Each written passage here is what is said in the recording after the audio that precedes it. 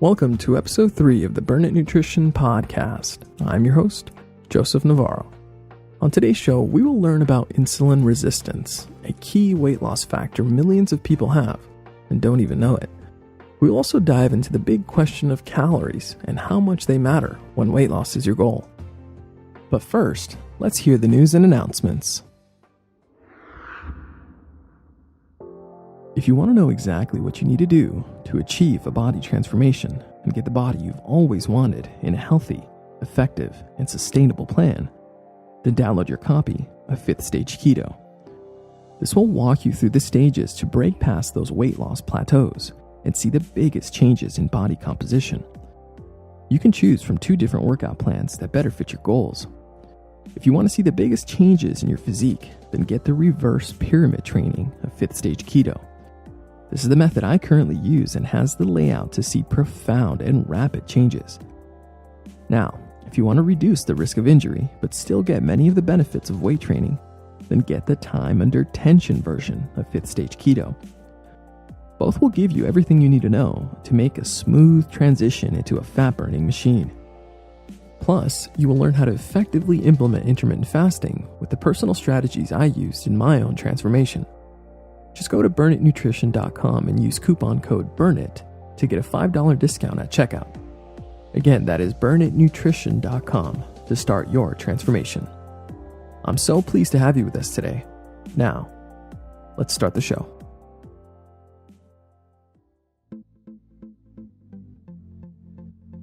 Burn it. You are not alone as you begin this new stage of life. Learn the strategic methods to reach your goals and flourish the light within. With our guidance, you will uncover the hidden truths that have been missing from your understanding. It's time to let it burn.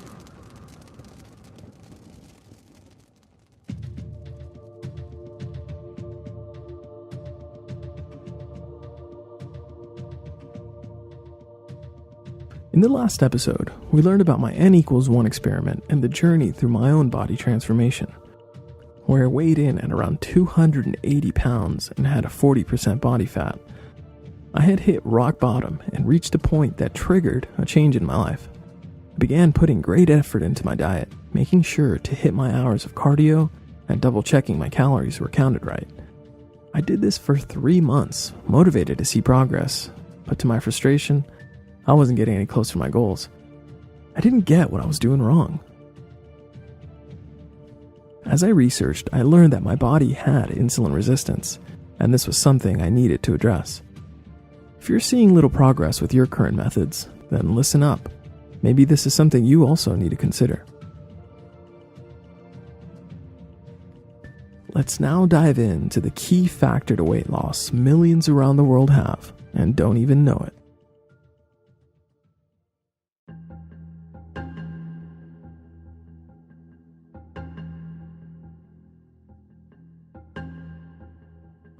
I want to take a moment to explain insulin resistance and give you a better picture of its negative effects.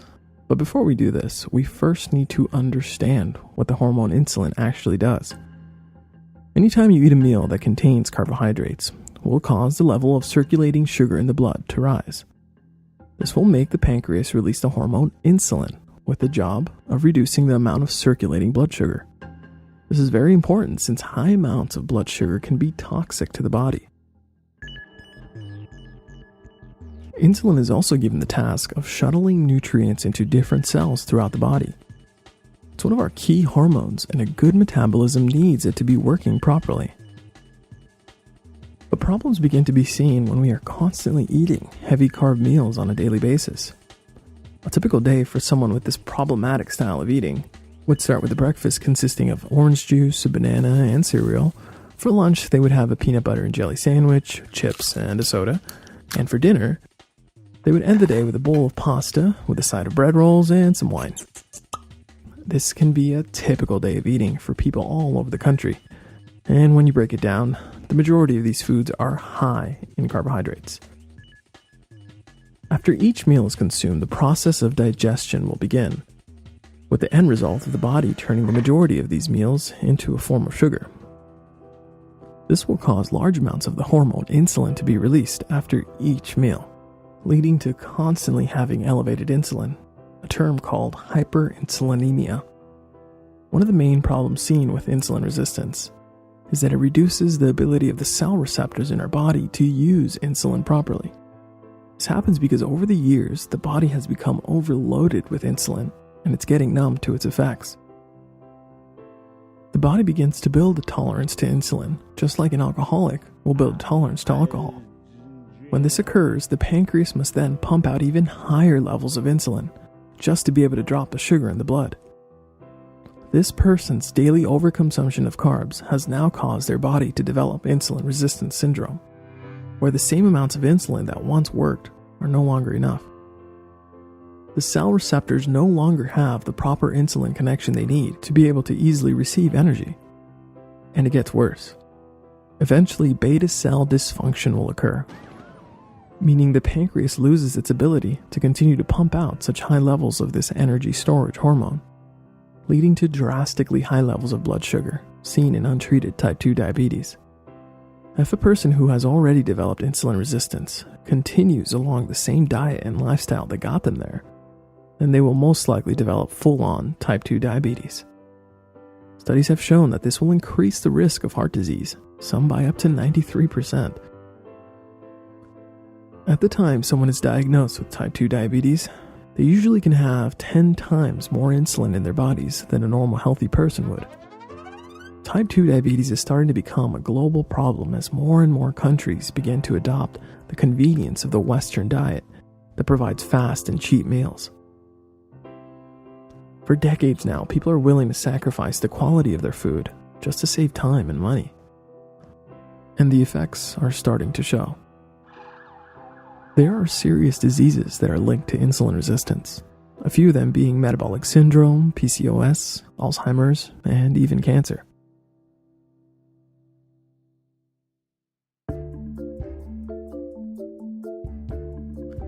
So, how can you tell if you have insulin resistance? One of the best ways to know if you have to address this problem is to have your doctor run a fasting insulin test. Unfortunately, these can be a bit pricey, so if that's not an option, then just look down and take a look at your belly size. If you're currently obese and have increased belly fat like I did, then most likely you have a form of insulin resistance. A fun way to test this is by walking up to a wall. If your belly touches the wall before your nose does, then you probably have insulin resistance. Another more accurate way to see if you have this syndrome is to check your ratio of triglycerides to HDL cholesterol. You can do this by having your doctor run a standard lipid panel, then divide the number of triglycerides by the number of HDL-C. And if the result is greater than 3.0, then you may have insulin resistance. There is also a link between skin tags as a possible sign. If you have more than 3 skin tags that have recently popped up, then consider insulin resistance as a possible cause. What can someone do to improve their insulin resistance? Well, the sad reality is that millions of people have developed this serious issue by consuming the standard American diet. The good news is that it can be improved by making the right changes in your lifestyle. This is where the X factor in your story comes into the picture. I'm talking about your brain. For it will take a transformation of the mind to be able to see a transformation of the body. The big question is, if you're willing to make the changes needed to reach your goals in health and fat loss. Well, one of the first key changes that should be made to improve insulin resistance also happens to be the toughest for many, and that is to reduce the consumption of carbohydrates. It's pretty clear that excess sugar is the biggest cause of this serious problem, and that's the first to go. The next step to improve insulin resistance would be to add some exercise to the plan, especially heavy resistance training. Weightlifting helps by burning your muscle glycogen, and thus opening up space for any excess sugar in the blood to be absorbed. Another helpful tool to improve this syndrome is to apply intermittent fasting, which we will address in another episode.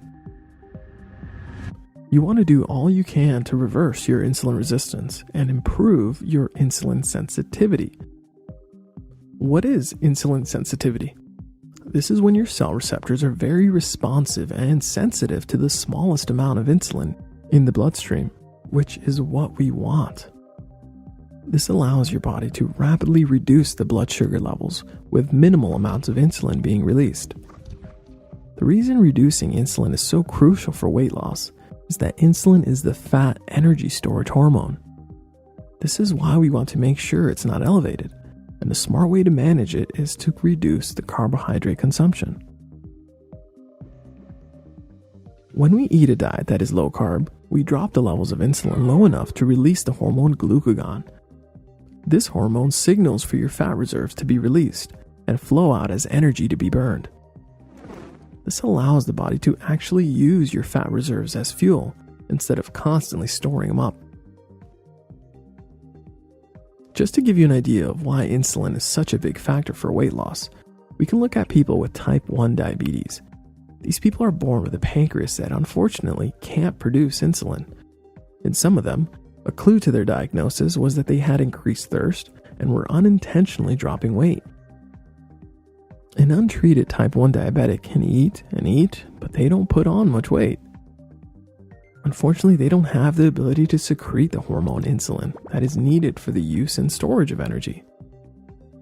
Without the insulin, the body spills out the glucose and energy through the urine. This is a big problem for type 1s because they don't get the nutrients their cells need, and so they have to inject themselves with insulin to be able to absorb the nourishment. The majority of us living in modern cultures have the opposite problem. We have too much insulin being secreted, and over time this leads to defects in the insulin cell receptors. It seems clear to me that the reduction of insulin levels in the body is a key factor to consider. Managing this hormone can better allow us to swing open the gates to health and fat loss. Many are now starting to see the connections. The evidence is growing. People are realizing that they can improve their insulin resistance by reducing the carbohydrates in their diet. I had to learn the hard way. If I had high amounts of carbs in my diet, I wouldn't see progress. Even with all my efforts of cardio and counting every calorie I ate, my progress stalled. This was because of my insulin resistance. The good news is that I have learned and changed the food I eat that has helped me reach my goals. Changing your body from the inside out at a cellular level is the answer to long-term health and weight loss.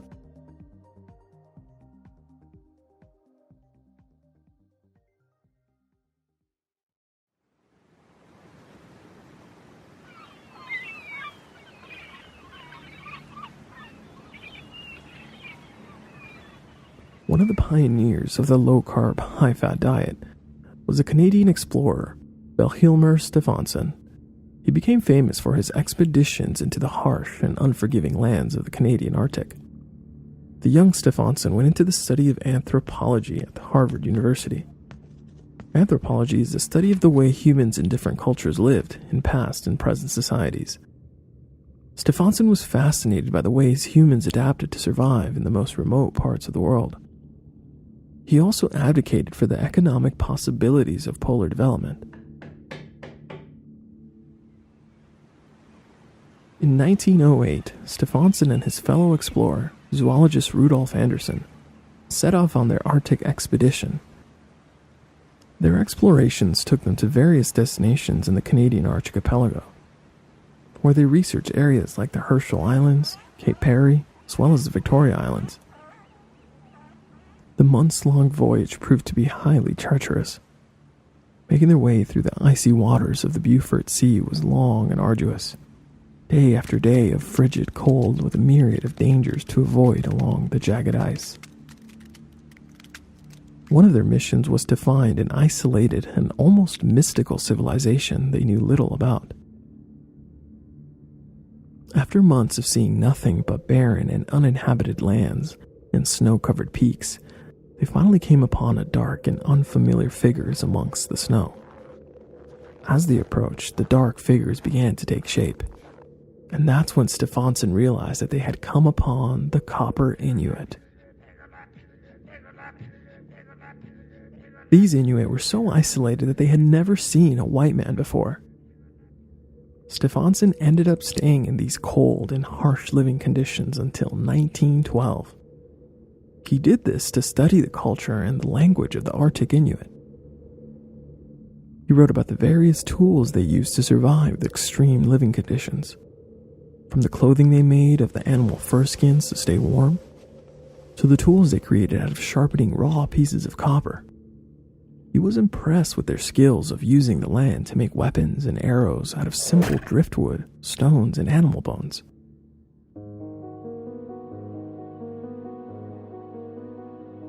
Stefansson noticed that even though the Inuit led very tough lives, they managed to stay joyous, upbeat, and even generous with their resources. He was compelled to discover how these people were able to prosper for long periods of time under these harsh conditions. So, he began to look into the traditional diet of the Inuit as a possible reason for their well-being. Stefansson observed that the Inuit diet consisted of about 90% fatty meat and fish. So, he began implementing their methods and noticed that he was perfectly healthy after several months of using this style of eating. Over time, his knowledge and skills of the Arctic kept improving. He learned to live off the meats and fats from the animals and the fish they caught. They had mastered the way of the Inuit, so much so that he began to call the supposedly unforgiving Arctic as the now friendly Arctic. Stefansson and Anderson survived this 4-year adventure without any adverse effects. Finally, he returned home eager to report his discoveries, but was confronted with much skepticism and disbelief to his findings. Many of the scientists and doctors had a hard time accepting the benefits of a low-carbohydrate diet. They thought that it would lead to mineral deficiencies, especially scurvy from the lack of vitamin C. He explained to them that the Inuit got key minerals they needed from the fatty meats and fish they ate. They also made sure to drink the broth of any meats they cooked to ensure they didn't waste any nourishment. Over the years, Stefansson would go back to the Arctic to spend more time living amongst the Inuit, but still many mainstream doctors of his day didn't believe the benefits of a low-carb diet. So, in 1928, to address the skeptics' disbelief, Stefansson and his colleague Dr. K. Anderson entered themselves into a controlled study at the Bellevue Hospital in New York. He wanted to prove his statements were true, so he put himself through this experiment. The purpose of the study was to address some of the unanswered questions of this way of eating. The committee assembled to oversee the experiment was highly qualified in medical history and the science relating to the study. They did this controlled experiment to document the effects of an all-meat diet on the human body. In 1930, they published the results of the year-long trial in the Journal of Biological Chemistry. The results revealed that there were no mineral or vitamin deficiency problems in this diet. The two men completed their year-long experiment looking healthy and feeling well. Restricting the consumption of sugary and starchy carbohydrates seemed to only have beneficial effects on their health. Stefansson affirmed that this way of eating improved his life, and he was healthier overall in a diet low in carbohydrates. One of the key lessons we should learn from the traditional ways of the Inuit is the perks of a diet that includes healthy fats. Now, we don't have to live on an all-meat diet. It's good for us to include green leafy veggies.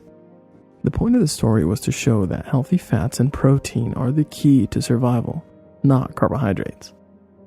Our modern society could really benefit from learning the ways of traditional cultures. When we studied the diet most Western countries currently use, we could see how damaging a diet high in refined carbohydrates can truly be. This is the diet the human body hasn't adapted to, and it is causing serious health issues around the world.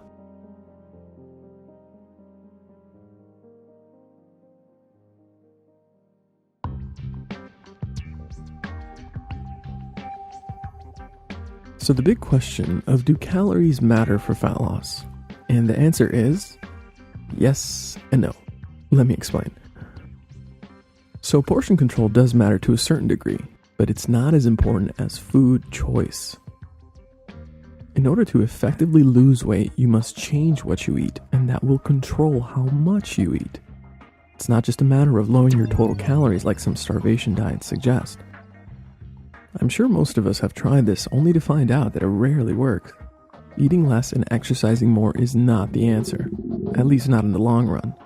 You may get some results for the short while, but then the body reacts to what it thinks is a famine and slows the metabolism, which will stop all progress. Unfortunately, when this happens, many choose to lower the calories some more and increase the amount of exercise, but there's only so low a person can go before they really damage their system.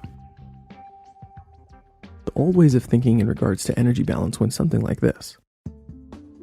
If you ate more calories than you needed, then you were in a positive energy balance and you would gain weight.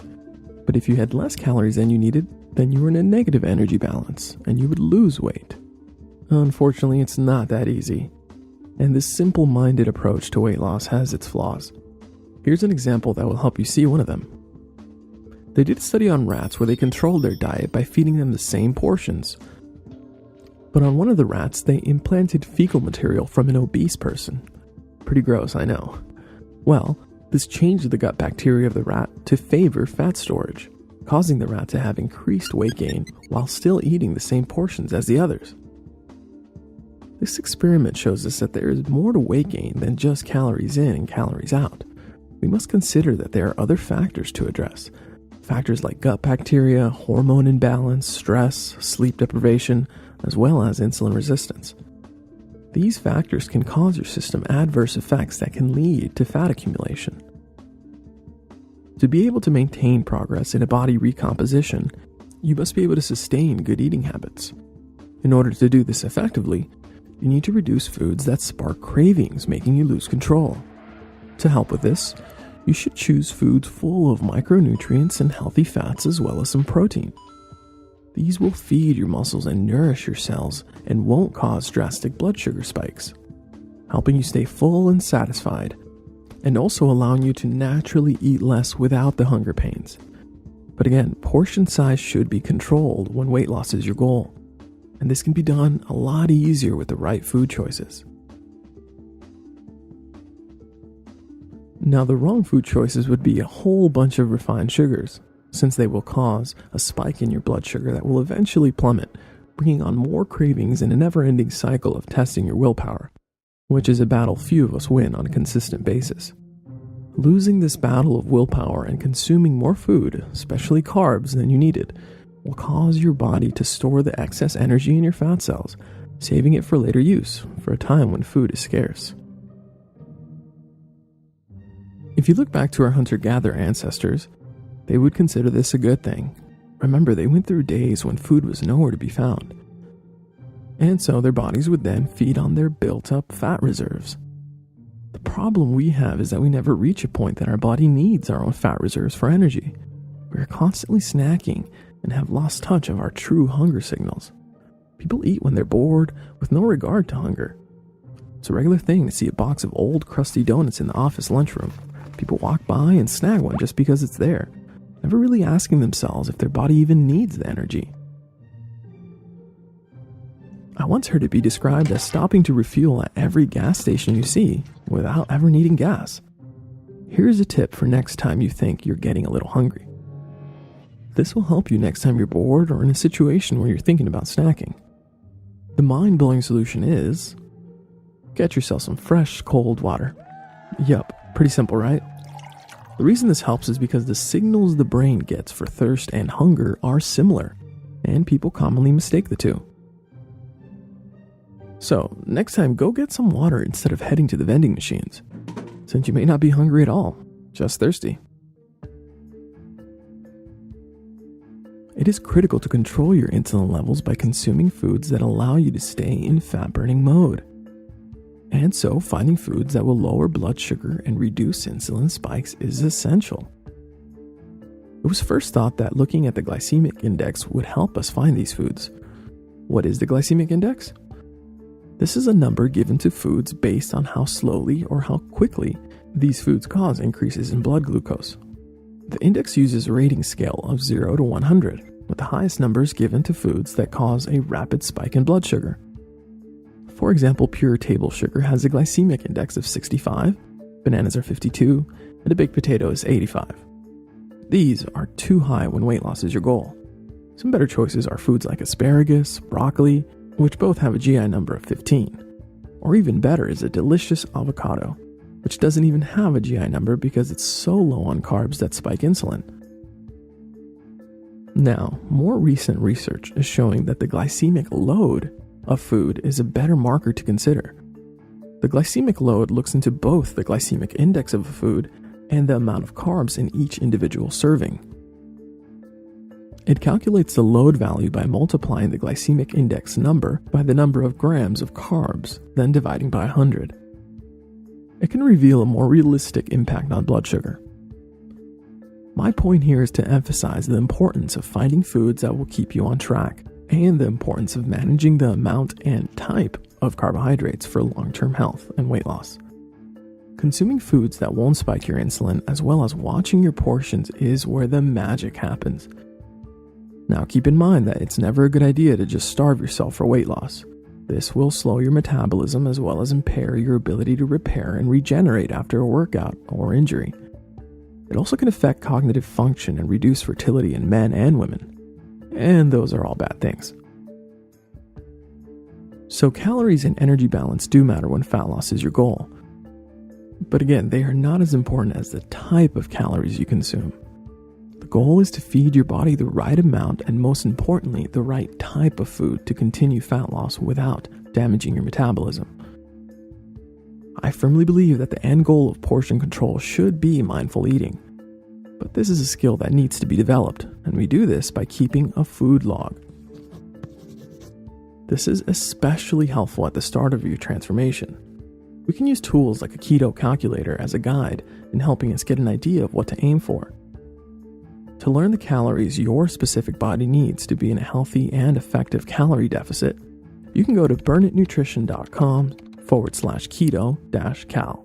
This way, you can get your personal macronutrient calculations, giving you the stats to be able to punch into apps like MyFitnessPal or Chronometer. These apps can be helpful and make it pretty cool to track your food. Now, don't think you have to be exact on the calorie amounts. Just use it as a general food log at first, especially if you're going through the keto adaptation phase. We want to provide enough dietary fat as a fuel to allow our engines to switch, going from primarily a sugar burner to a well-oiled ketone-fueled machine. It's best not to focus on weight loss at the start of a keto adaptation. The goal of this phase is to change your mindset towards food and allow your body to shift. Once fat adapted and adjusted to the lifestyle, we can begin to focus on the calories by adjusting the amount of dietary fat coming in. Unfortunately, the average dieter goes straight to severe calorie restriction. And I'm sure plenty of us have experienced the agonizing hunger of trying to stay under your calories while going through the sugar roller coaster of a high-carb diet.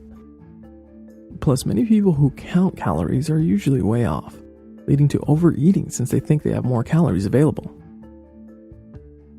Try to end your meal when you're 80% full and not so stuffed that you can't move.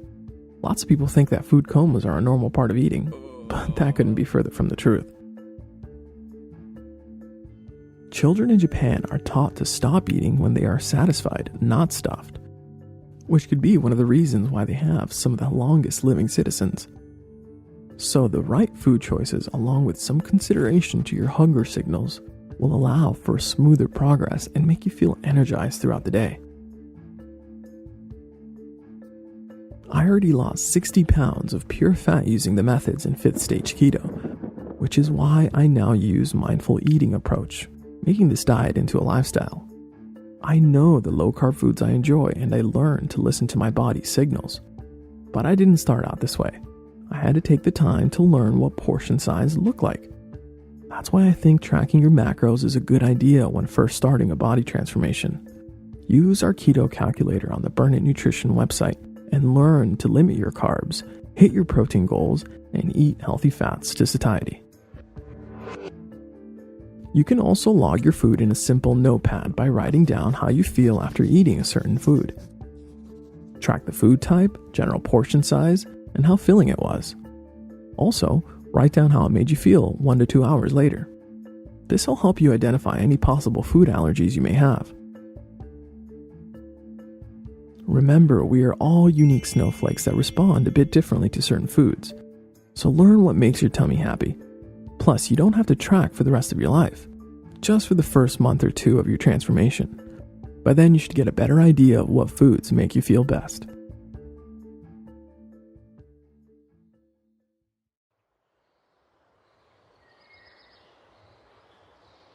Guys, hurry it up. We're gonna be late for dinner at your aunt's house. Okay, we're coming. We'll see you at the car. Okay, let's go. Don't want to be late.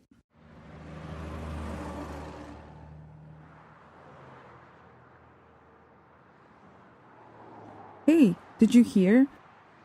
Your younger cousin Johnny started to work out. Oh, really? That's awesome to hear. Yeah, poor kid. He keeps gaining weight. Maybe you should talk to him. Yeah, I think I will.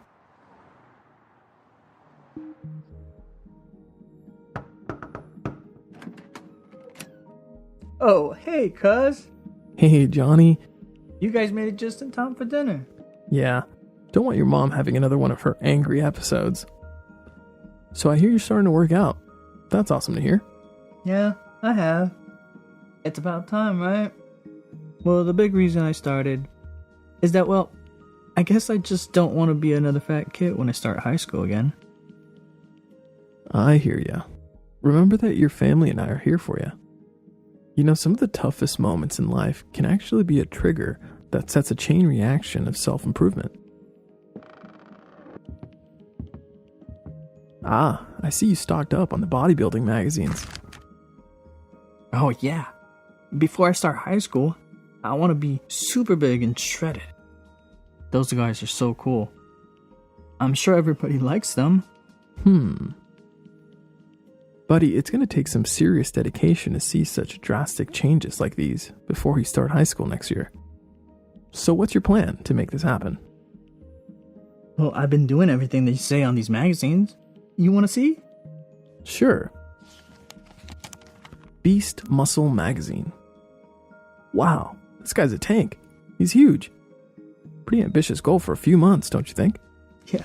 So, they have you lifting heavy. Okay, that's good. Let's see what else they say about nutrition. 6 to 7 small meals a day? Low-fat ground turkey? Low-fat yogurt? I also got a deal on the extreme pre-workout. It's like a rocket fuel. This should let me drop those extra 50 pounds. Johnny, it's awesome that you want to transform your body, but there's a smarter way to do it. Have you ever heard of insulin resistance? No. What's that? Maybe you should sit down for this. Insulin resistance is when the body isn't responding to insulin properly. This could happen if you eat a whole bunch of junky, sugary food. And considering you have quite a bit of extra weight to lose, there's a chance you may have a form of it. It's important to realize that the diet a bodybuilder uses won't necessarily work for your body type. Johnny, 6 to 7 small low-fat meals won't be the best option if you have insulin resistance, since it will cause your body's ability to burn its own fat reserves blocked. You see, bigger endomorph body types like you and I see much better progress on a lower carb, higher fat approach. It's important to know that nutrition will be key to your body transformation, not a pre-workout. Have you ever heard of a ketogenic diet? No, I don't think so. How about I meet you at the gym this weekend for a good workout, and after we can go out for some lettuce-wrapped bacon cheeseburgers, and I'll explain the keto lifestyle to you. Okay, but only if you're buying lunch. This story gives us a small glimpse into the social anxieties some of our youth experience over their body image. Many see the magazine cover models and think that they are inadequate if they don't have a six-pack. But the reality is that many don't see the full picture here. If we look behind the scenes, we will see that some of these magazine bodybuilders may have actually been using anabolic steroids, and some may even have their images enhanced. This opens a Pandora's box of issues by making the uninformed dieter believe that they too can reach these extreme levels of physique naturally. Unfortunately, many starting a body transformation don't have the advantage of starting with good family genes like a model normally would. Plus, the average dieter usually won't be injecting themselves with anabolic steroids just to see change, which is a good thing. And the more weight they have to lose, the higher the chances of them having insulin resistance. Meaning the diet these elite athletes used that recommend higher carbs won't work for someone who is metabolically damaged. That is why it's important to learn what diet methods will be best for your body type, as well as setting goals that challenge you but are also realistic. It's best to implement a diet that helps you look great naturally and also makes you feel amazing. And the good news is that the keto lifestyle is doing this for thousands around the world.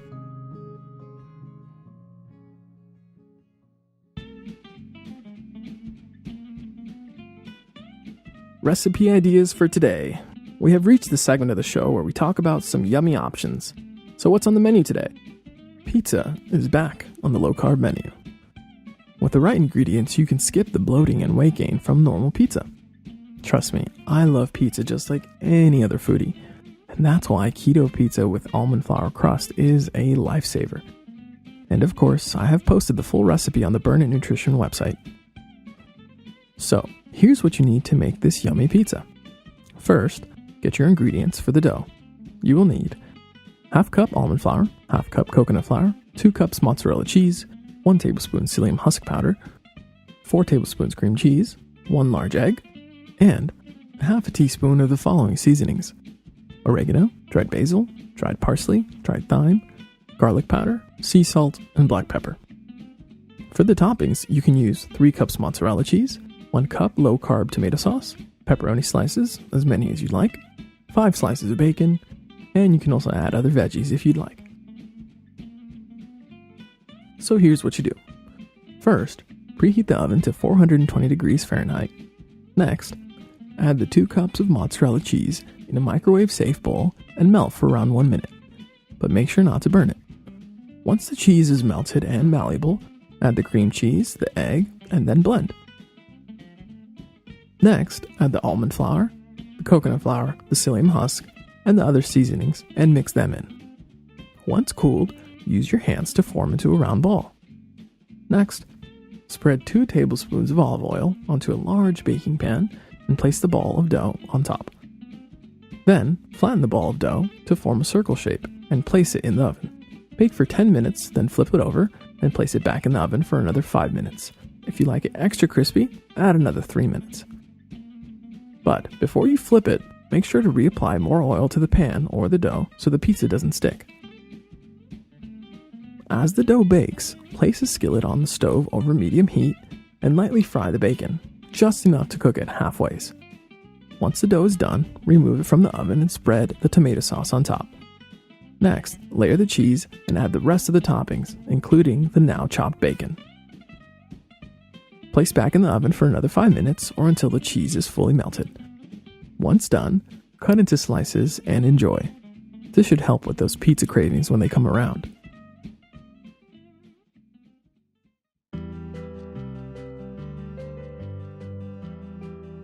I hope you found this episode of the Burn It Nutrition podcast fun and interesting to listen to.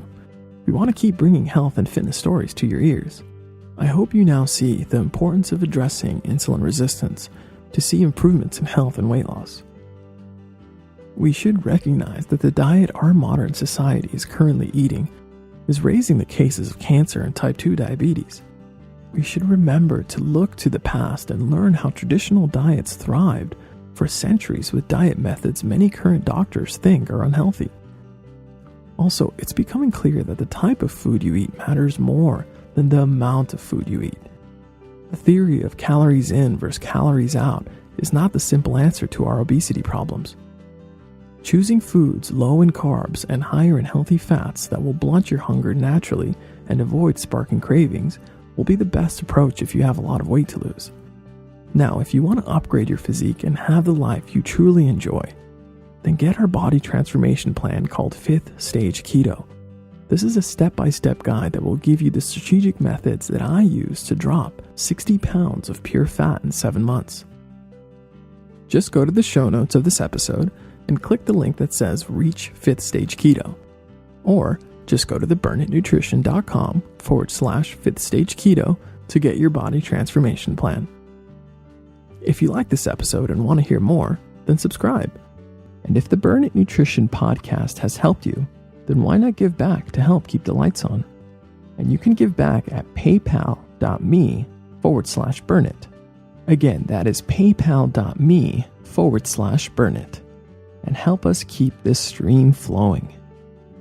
I hope you join us on the next episode. It won't be the same without you. Now brace yourself, because it's time to let it burn.